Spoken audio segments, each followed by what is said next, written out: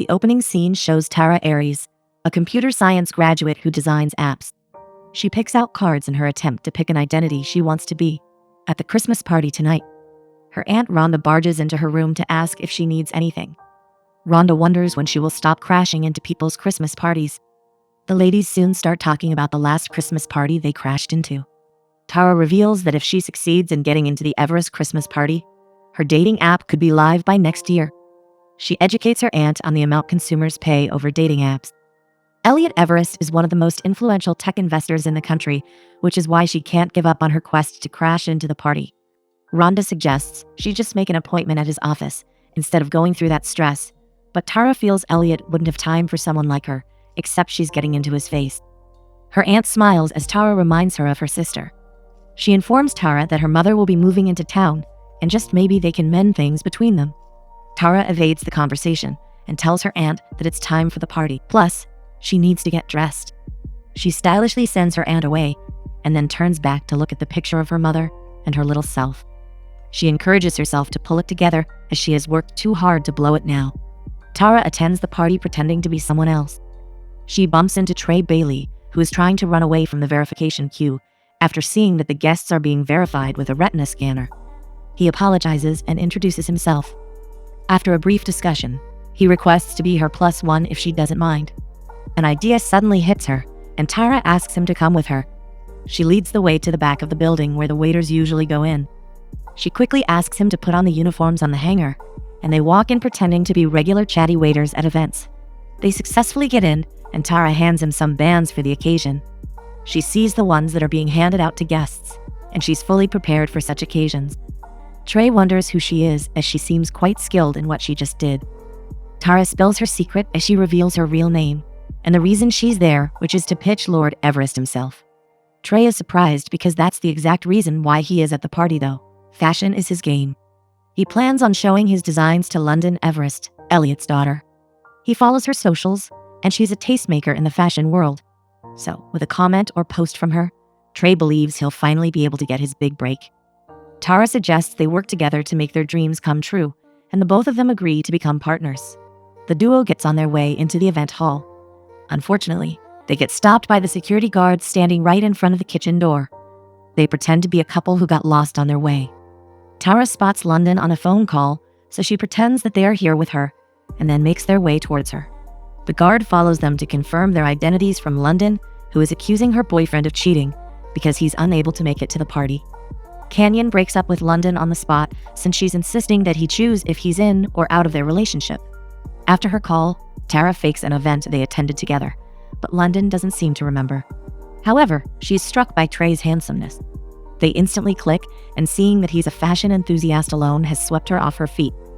She sends off the guard and leads Trey in while Tara takes the opportunity to tag along. Tara comes right in front of Elliot at the party, and she finally gets his attention. He requests to see the app. Unfortunately, it refuses to open. Elliot asks her to stop by his office and pitch it to her development team. She mouths a prayer to God to help her save her app. She suddenly sees one of the decorations about to fall on Elliot. So she calls on him and rushes towards him in a bid to save him before it falls on his head. Both of them land on the floor, and Elliot's wife runs to pick up her husband, who starts arguing with her over her choice of designs. She queries who let them in as she can't recall putting Tara on her guest list. She orders the guard to take them out. Luckily, Elliot asks the guard to let her and Trey go. Elliot questions his wife's attitude after the young lady just saved him. Trey claims the reason why London can't recognize Tara is because she had her nose done based on her recommendation. The duo attempts to run off, and Tara drops a quote. This makes Mrs. Everest mistake her last name as a relative of Calvin Aries, one of her 4 interior designers. Mrs. Everest insists they stay back as she wouldn't want to chase Calvin's niece from her party. A song soon starts playing, and London grabs Trey for a dance, while her father refuses to dance with her mother. Tara runs over to Mrs. Everest, requesting to dance with her instead, but the lady asks Tara to call her Sapphire as Mrs. Everest is her mother-in-law. While the others are dancing, Sapphire is bothered about her Christmas Eve brunch, which looks like it will fall apart. Tara offers her a glass of wine and attempts to help her out with the decoration and other things. While they are discussing, London brings Trey to let her mother feel the quality of his suit. Sapphire is impressed, thinking it must be from a designer. London reveals that she wants Trey to design her dress for the Christmas Eve brunch that her mother will be hosting. They finally come to a consensus that Tara will be doing the decor for the event, and she can make full use of all the amenities in their estate, while Trey gets to stay with her since he will be designing London's dress. Elliot walks in on them making a toast, and he confesses that he's not sure of their decisions. Sapphire stands up to him. She feels that he was mad at her a few minutes ago because she wanted them to leave, and now he's complaining because she wants them to stay. London interrupts them just in time before they start arguing in front of their guests. Tara and Trey walk away to the dessert table. Trey expresses his worry as crashing a party is different from planning one. However, Tara assures him that everything will turn out well. She once planned her aunt's party, and it was a hit, so she's certain this one is going to be a piece of cake. The next day, Tara and her aunt make some preparations for the Christmas season. Her mother Diane walks in on them, and Tara immediately her. Rhonda is not having it, so she yells at her to show some respect to her mother. Tara reminds her mom how she has been absent in her life, and Rhonda had to play the role of a mother to her. She questions why she is back in Atlanta, and Diane tries to explain herself to her daughter. Getting pregnant as a teenager with no means of support wasn't easy for her. She had to leave her child with her sister so she could go work to make a decent living. Diane reveals that she got a good job as the director of communications at a biotech firm in Atlanta. She hopes that her daughter will be able to reconnect with her now that she's back, but Tara turns her request down. She's tired of her mother's merry-go-round life. She gets emotional whiplash anytime she thinks about her. She pleads that she leaves her alone if she truly loves her and to get back at her. She tells her that she will be spending Christmas with one of the most successful families on the planet. Rhonda reminds her that she had to lie to get that offer. But Tara walks out on them, claiming she knows how to get herself out of trouble if it ever arises. As Diane watches her leave, she asks her sister why Tara had to inherit her stupid, self-defeating stubbornness. Rhonda encourages her to have faith. She believes Tara will come around. Only she understands the sacrifices her sister has made, which her daughter would do nothing about. She suggests it's time for Diane to start her healing process and forgive herself first. Tara meets up with Trey so they can straighten out their facts. She broke her own rule to never tell a lie that someone can verify, and now she has to find a way to prove their relationship. She suggests she's just going to say they are related from the paternal side of the family. However, Trey reveals that he grew up in a foster home, so he never really got to know his mother.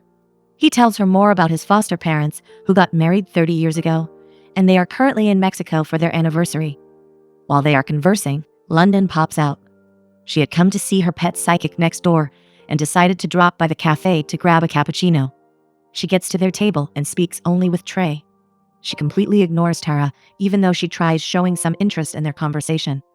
She soon bids him goodbye and uses her ponytail to brush through Tara's face, leaving her in absolute shock. They wonder what's with the attitude. Tara feels bad about London's attitude, however she promises to play nice with her since she's Trey's ticket to a brand of his own. She suddenly feels unsure of her abilities to pull up the decor that will meet Sapphire's taste, and now fear is beginning to creep in as to what will happen to her if she messes things up. Trey reminds her of the pact that they are partners and assures her that she's not alone in this. The following day, Trey comes to meet Tara at her aunt's house, since that's where London will be picking them up from. Rhonda welcomes him while Tara steps back into the house to grab her coat. Rhonda requests to have his phone. She types in her contact and requests he call her just in case her niece needs her help. Tara meets them discussing in low tones and wonders what they are conspiring about. From where they are all standing, they spot the vehicle which is to pick them up arriving. Trey helps her to carry her luggage to the car, and in no time they arrive at Everest's mansion. They are offered cookies almost immediately after they arrive. The duo is teasing each other when Carolina, London's grandmother, approaches them. Carolina thinks they are a couple, seeing how they are playing with each other, but she gets disappointed when Tara clarifies that they are cousins. She walks away briskly just before they get ushered into the house. Tara gets into the room offered to her and is about to try some cosmetic products when Sapphire walks into her room to welcome her. She invites her to come to join them in 30 minutes for a light lunch before they go into the details of the planning. A few minutes later, Tara joins them downstairs in a pretty green gown. When Trey comes in, he can't take his eyes off Tara's beauty until she lands on the floor instead of her seat while trying to sit. He quickly helps her up. London grabs another seat and places it in between Tara and Trey so she can take pictures with him. Sapphire soon starts discussing the decorations and all the items stored in the garage which the other decorators have been using for years now. She makes Elliot offer to show Tara the garage and everything stored in there. Tara gets a little disappointed at the meal served to them. She jokingly requests some meal, but the look on the Everest faces makes her pretend foie gras is her favorite. After lunch, Everest leads Trey and Tara to the garage. He wishes his wife would just throw all these junks away, as they've been using them for over 10 years, if not 20. When Sapphire joins them, Tara suggests the family decorate the Christmas tree themselves, so they will have a story to tell their guests about how much the tree means to them. Elliot agrees with her. He has loved decorating Christmas trees ever since he was a young boy, but Sapphire wouldn't let them do it themselves. He promises to keep his phone away if Sapphire agrees to let them decorate the tree. She thinks about it briefly as she feels it's worth giving it a shot if Elliot will keep his phone away. Immediately, Sapphire leaves. He commends Tara for being intuitive and a mediator. He's beginning to like her already. Elliot and Sapphire enjoyed decorating the tree as Sapphire's laughter rings through the air, much to the amazement of Carolina. Sapphire talks about the mistletoe, and Elliot's response makes her mood change to an unhappy one. She drops the material and walks out of the living room. Carolina admits that she knew their laughter wouldn't last. She wonders what went wrong as her son and his wife used to be so affectionate.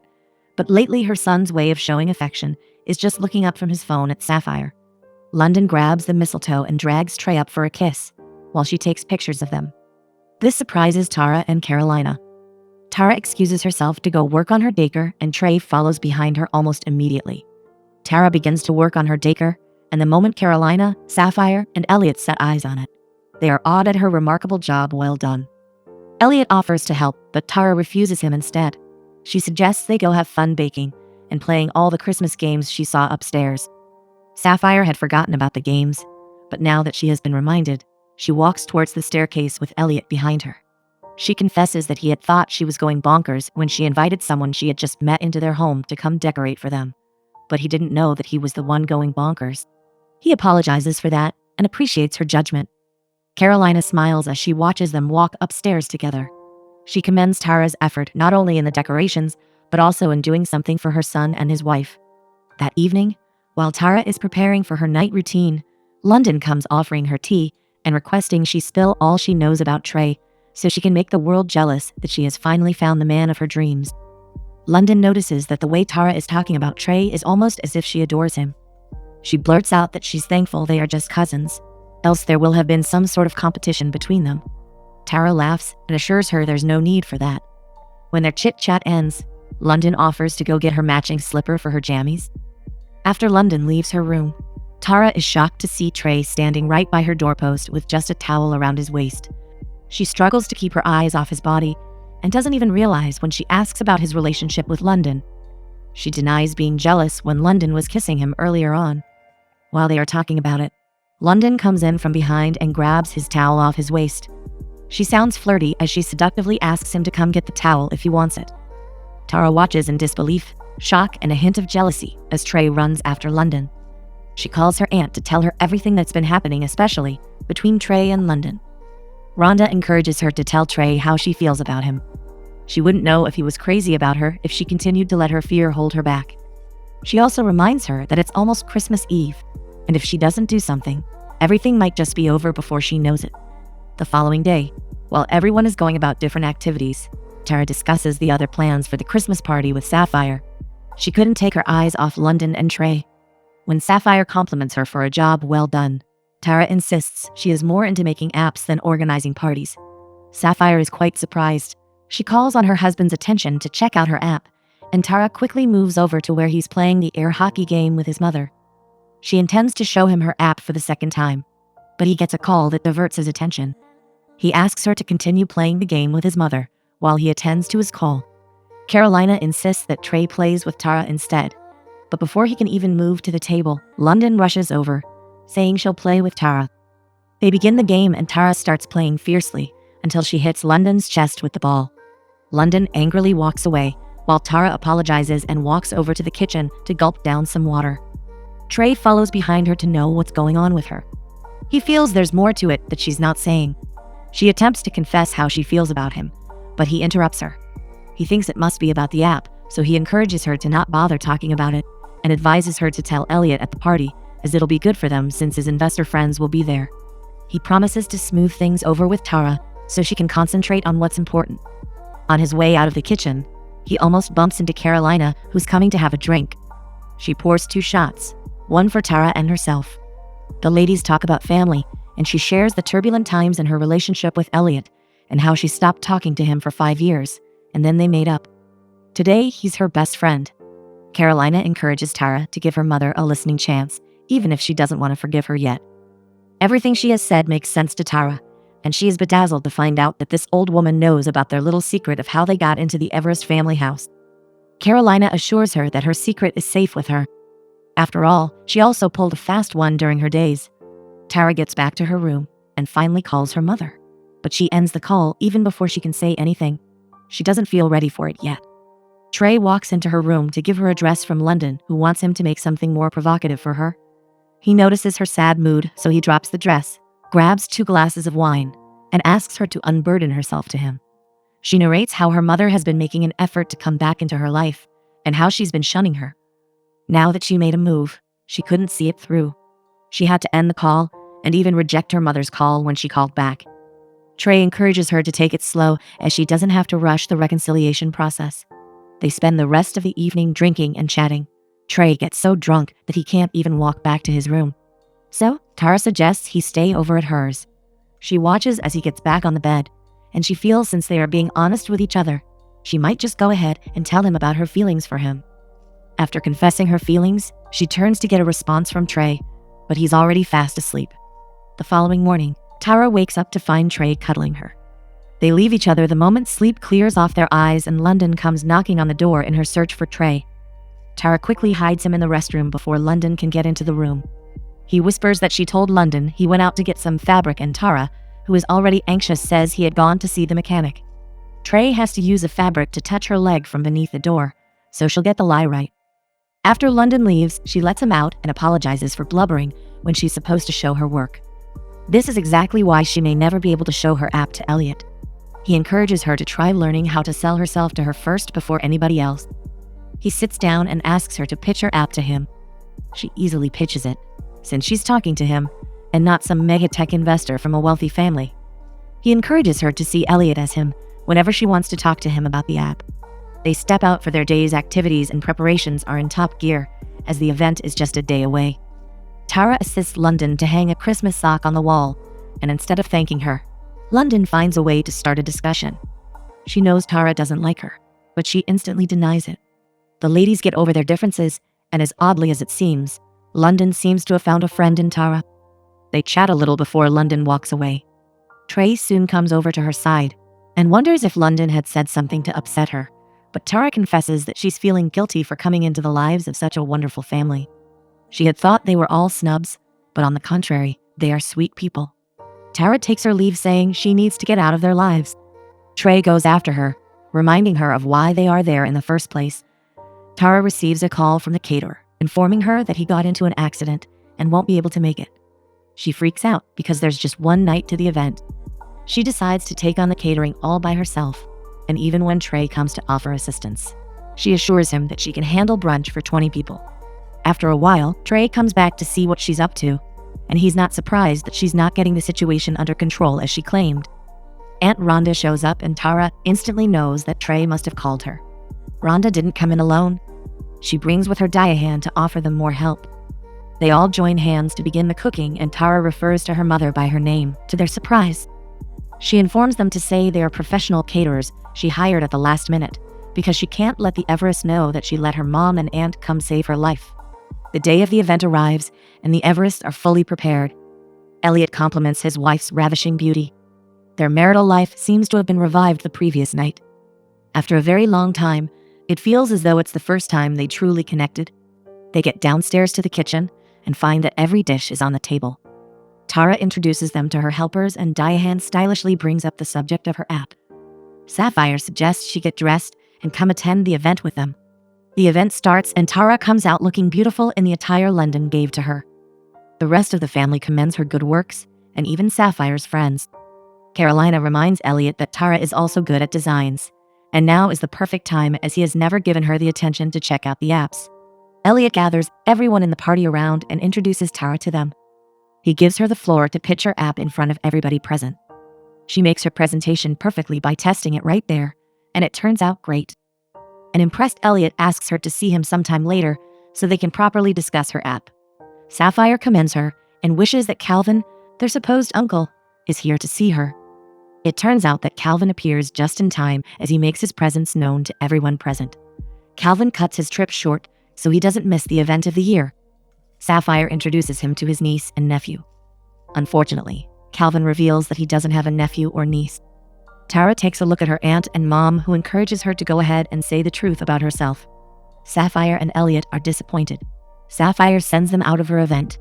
London pulls Trey back, but he insists that if Tara must leave, then he's going to leave with her. London drags him back, pleading that she still needs him. In the next scene, Diane walks into Tara's room to encourage her daughter, who feels ashamed that she embarrassed herself in front of one of the most powerful families in Atlanta. Meanwhile, London grabs Trey for a kiss immediately after she hears Canyon, her ex-boyfriend, coming. Trey is confused, wondering what's going on when Canyon comes, declaring that she's following him to Vegas so they can get married that night. Right before his eyes, the duo makes up and London is about to run off with him. Trey drags her back, as he's surprised to realize that she has been using him to get back to her boyfriend. She reminds him that he also used her. However, she's not kidding about the pop-up store she promised him because he is exceptional, and she's willing to invest in him. Tara is packed up and ready to leave, but London asks her not to leave. She is in awe of Tara for being able to pull up that stunt on her family. She promises to take her to St. Tropez. Sapphire and Elliot walk in. Sapphire breathes down fire over Tara, but thankfully, Carolina walks in and shuts her up.